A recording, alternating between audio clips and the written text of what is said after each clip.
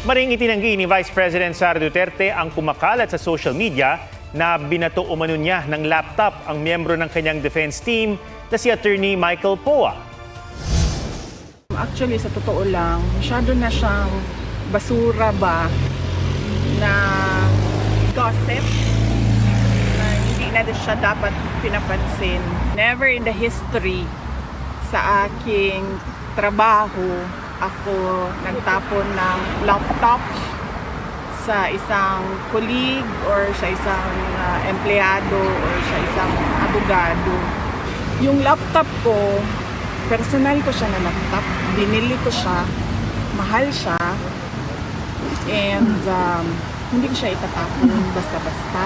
Personal ko yun. Pag nasira yun, ako din yung gagasto sa bibili ng...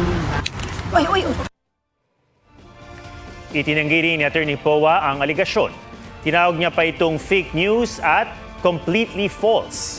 Ang bise, pinalagan din ng ibang negatibong paglalarawan sa kanya sa social media, gayon din ang impeachment complaint. Is this accountability or is this about removing a person who doesn't agree with the administration? Samantala, ibinasura ng Quezon City Regional Trial Court ang petisyon ni Second Gentleman Manasseh Carpio na itigil ng Kamara ang impeachment proceedings laban sa asawang bise. Sabi ng korte, hindi ito maaaring manghimasok sa ginagawa ng Kamara na alamin kung may sapat na batayan ng impeachment complaint.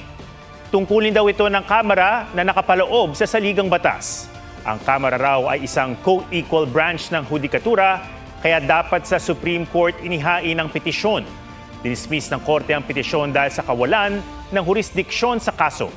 Hindi rin pinagbigyan ng hiniling na writ of preliminary injunction.